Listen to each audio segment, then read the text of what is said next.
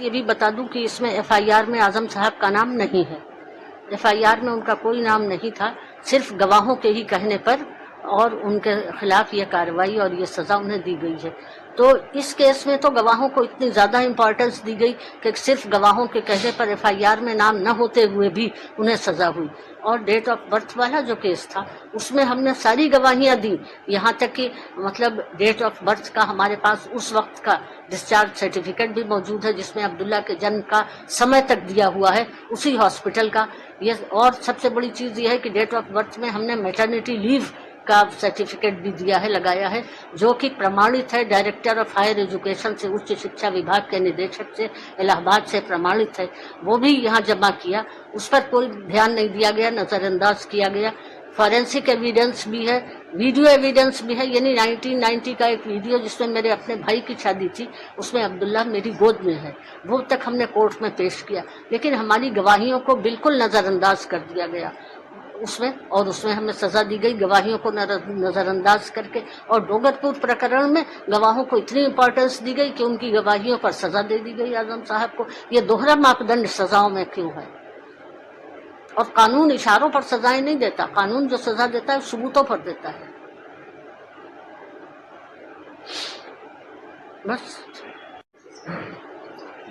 आजम साहब को 10 साल की सजा कल हुई है। यहाँ मैं एक बात ये भी बता दूं कि इसमें एफआईआर में आजम साहब का नाम नहीं है। एफआईआर में उनका कोई नाम नहीं था, सिर्फ गवाहों के ही कहने पर और उनके खिलाफ ये कार्रवाई और ये सजा उन्हें दी गई है। तो इस केस में तो गवाहों को इतनी ज्यादा इंपॉर्टेंस दी गई कि सिर्फ गवाहों के कहने पर एफआईआर में नाम न होते हुए भी उन्हें सजा हुई। और डेट ऑफ बर्थ वाला जो केस था उसमें हमने सारी गवाहियां दी, यहाँ तक कि मतलब डेट ऑफ बर्थ का हमारे पास उस वक्त का डिस्चार्ज सर्टिफिकेट भी मौजूद है जिसमें अब्दुल्ला के जन्म का समय तक दिया हुआ है उसी हॉस्पिटल का।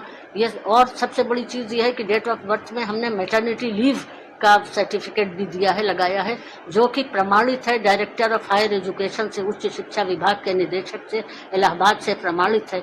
वो भी यहाँ जमा किया, उस पर कोई ध्यान नहीं दिया गया, नजरअंदाज किया गया।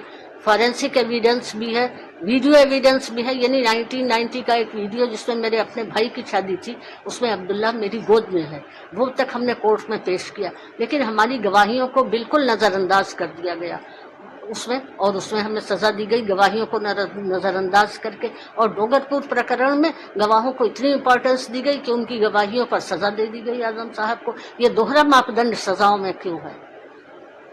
और कानून इशारों पर सजाएं नहीं देता, कानून जो सजा देता है सबूतों पर देता है। बस समझ में नहीं आता है कि हम लोग किस संस्कृति की तरफ बढ़ रहे हैं।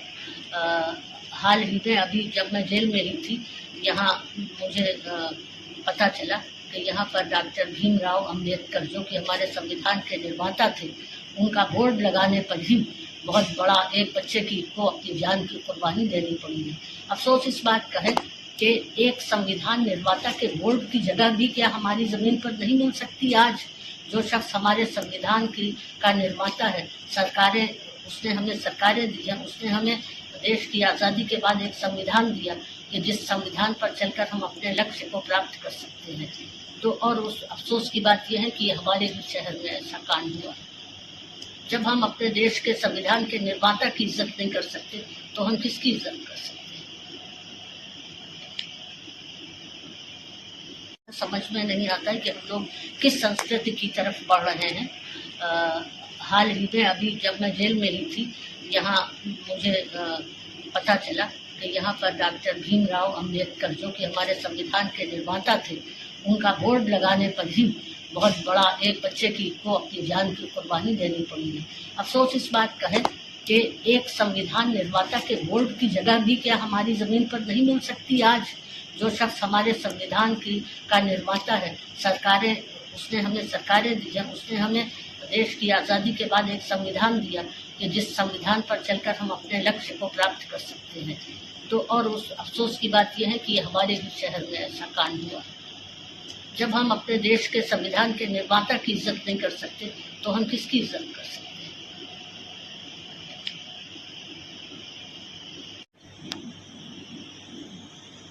क्यों आज प्रेस कॉन्फ्रेंस बुलाई, क्या कहेंगे?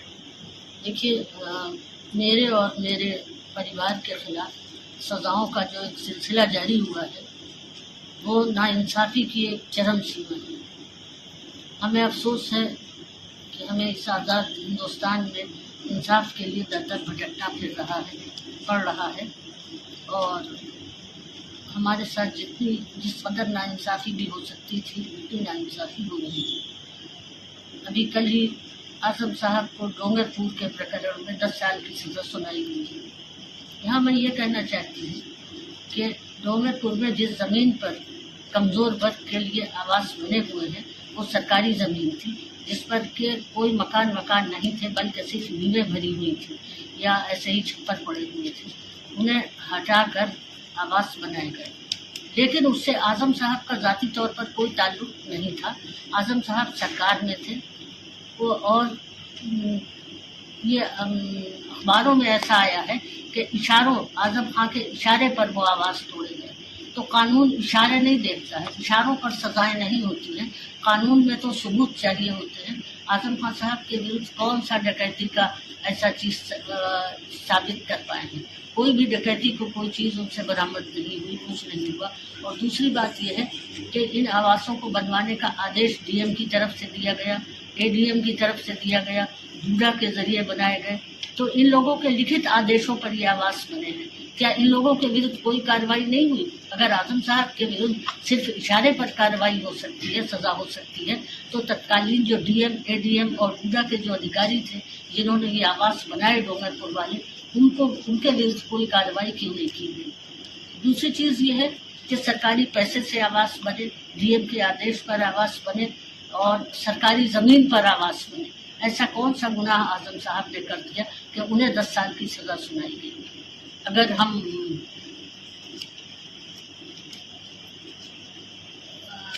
हम गरीबों के आवास को समर्थन न देते कि गरीबों के आवास बनाए जाए, हमने सिर्फ समर्थन दिया था, हमने कोई उनके लिए कोई बनाने के लिए कोई परियोजना नहीं बनाई थी। ये सब कुछ प्रशासन के द्वारा किया गया था। हमें सज़ा क्यों दी गई? इसलिए कि हम गरीब वर्ग के साथ हैं, कमज़ोर वर्ग के साथ हैं। अगर हमने अपनी कोठियाँ बनाई होती दिल्ली, लखनऊ में और बड़ी बड़ी जगहों पर, बॉम्बे में, तो शायद हम सबसे बड़े देशभक्त कहलाते। लेकिन चूंकि हमने रामपुर के जो कमज़ोर वर्ग था उसके ही साथ रहकर यहाँ जो भी सहूलतें हम जनता को दे सकते थे वो देने की कोशिश की। यहाँ अस्पताल में उस वक्त जबकि कोरोना काल में, कोविड में, जबकि कहीं हर जगह ऑक्सीजन की कमी थी, आजम साहब ने जो अस्पताल बनवाया उसमें हर बेड पर ऑक्सीजन सिलेंडर मौजूद था। यहाँ तक कि रामपुर में बाहर से जो लोग आए उन्हें भी एडमिट किया गया और उनका भी इलाज किया गया। पानी की जो इतनी अच्छी व्यवस्था रामपुर में की गई कि 100 साल तक भी पानी की कमी नहीं होगी, इतनी पानी की टंकियाँ बनाई गई। इन सारे कामों को इन सारे कामों को सजा देते वक्त नज़रअंदाज किया गया है। केवल आजम साहब की छवि बिगाड़ने के लिए ही ऐसे फैसले दिए गए। दूसरी चीज़ ये है कि ऐसे फैसलों से खुद न्यायपालिका की छवि भी धूमिल होती है, जनता का एतमाद, जनता का विश्वास भी न्यायपालिका में कम होता है।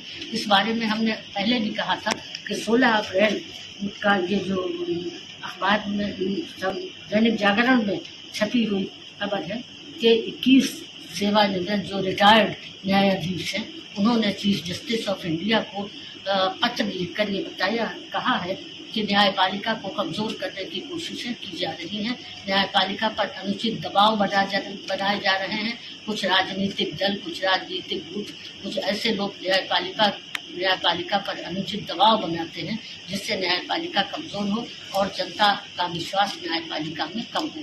जब जाहिर है जनता का विश्वास न्यायपालिका पर कम होगा तो फिर संविधान तो अपने आप ही, उसमें संविधान भी कमज़ोर होता है और जो लोग संविधान को भी नुकसान पहुंचाना चाह रहे हैं वो लोग न्यायपालिका